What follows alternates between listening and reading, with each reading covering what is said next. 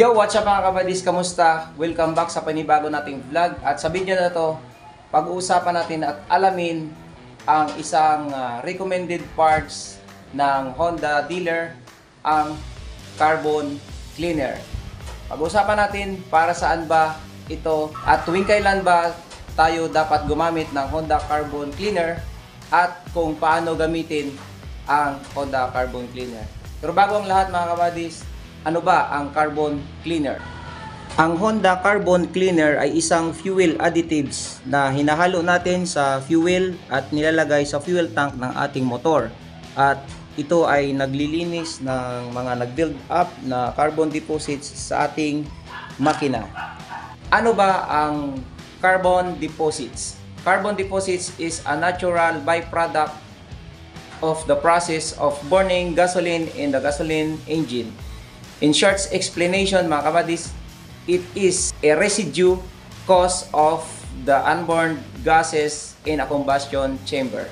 So normal lang mga kabadis na nagkakaroon ng carbon deposits yung ating makina, pero ito rin ang dahilan kung bakit nagde-decline or humihina ang performance ng ating mga makina sa ating motor. So dapat ano ang ating gagawin para malinis yung carbon deposit sa ating makina? Dito na papasok ang paggamit natin ng carbon cleaner mga kabadis. Dahil nililinis nito ang fuel metering components tulad ng injector nozzles, carburetor, throttle body, intake manifolds, and intake valves ng ating makina kung saan nangyayari ang pag-build up ng carbon deposits. And to avoid din ng pagpapalinis natin ng FI cleaning sa ating motor. Okay? At sa pamamagitan nitong carbon cleaner, pag ginamit natin ito mga kabadis, mas may improve na ang performance ng ating makina at mas mapapatagal pa nito ang lifespan ng engine part sa ating motor, and then mas titipid na sa fuel consumption ang ating mga units tulad ng ating click or anumang scooter ng Honda. Itong Honda Carbon Cleaner mga kabadis ay recommended din at pwede rin gamitin sa mga carburetor type na engine ng Honda. At ito ay nagkakahalaga ng 155 pesos only sa alinmang dealer ng Honda na malapit sa atin. Murang-mura lang siya mga kabadis. Kaya pwede nyo siyang i-consider na gumamit nito sa ating unit for prevention mga kabadis.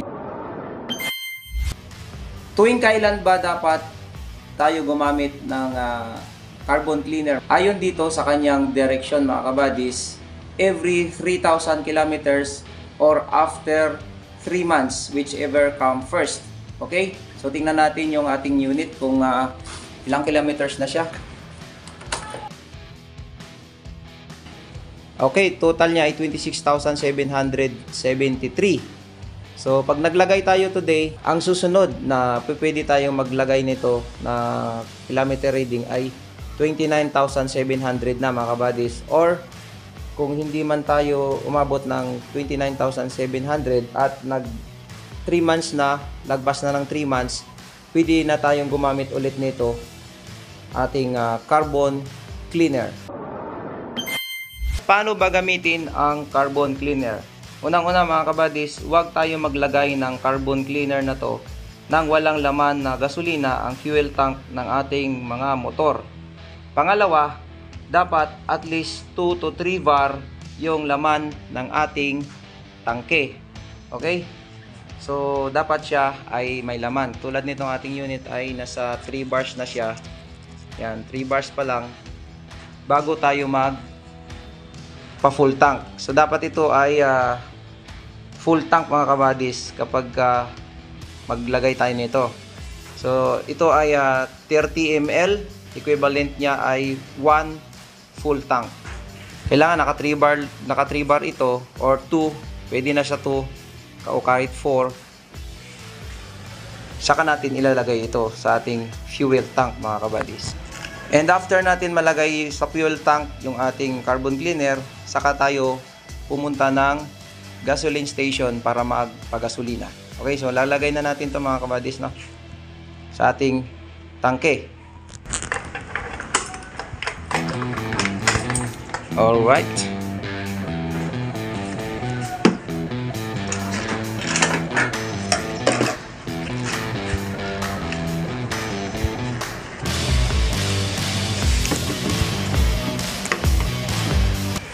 Okay, so nakasilyado siya mga kabadis, no? At bubutasin natin to.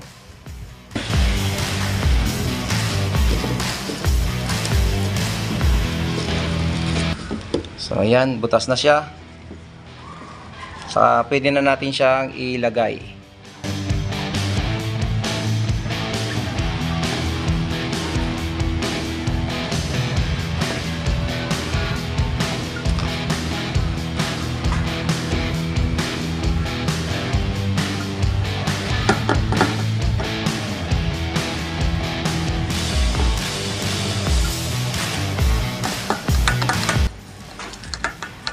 Ayan. So wala nang tumutulo. Ay, nailagay na natin siya mga kabadis. Ang sunod nito, punta na tayo ng gasoline station para magpa full tank. Okay? So ang full tank niyan ay hanggang dyan. Sa lagpas niyang parang bakal na yan mga kabadis. Okay? Let's go!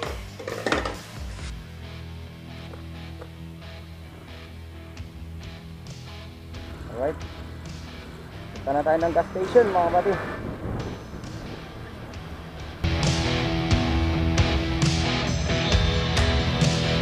Okay.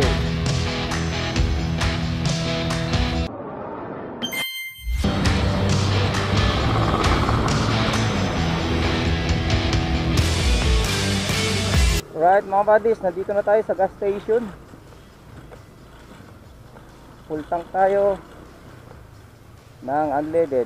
Dito tayo dito. Unleaded. Ano ba? 67.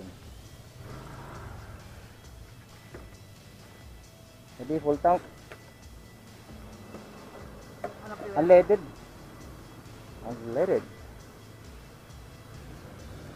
Full tank na siya, full tank.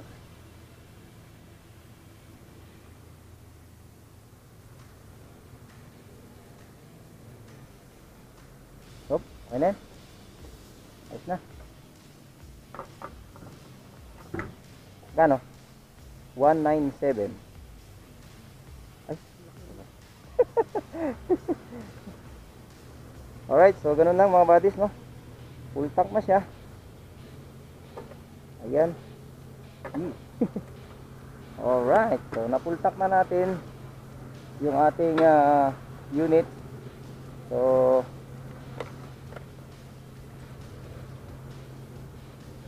alright, thank you buddy. So ganun lang mga buddies yung paggamit itong carbon cleaner, no? Ayan na siya, full tank, 26,775 na. Ayan. So na full tank na natin. At okay na, no? Goods na to mga buddies. Ganun lang mga paggamit mga buddies ng carbon cleaner. Itong carbon cleaner ng recommended ng Honda, no? So yun, recommended naman siya. Kaya hindi naman siguro ito i-recommend ng Honda kung hindi siya advisable sa unit nila yung carbon cleaner na to. So clean up the carbon deposits. So yun, 30 ml sa 1 full tank, 2 goods na. Then after 3 months ulit or 29,700 kilometers, maglagay tayo ulit nito sa ating unit yung carbon cleaner. Okay, so thank you mga kabadis. Maraming salamat sa pagsama sa akin sa video today. Kung nagustuhan mo yung video na to, please support, like, comment and share in this video. And inaanyayahan ko rin kayo mga kabadis na mag-subscribe sa aking channel. Click mo yung bell button para ma-notify ka sa mga susunod na nating video.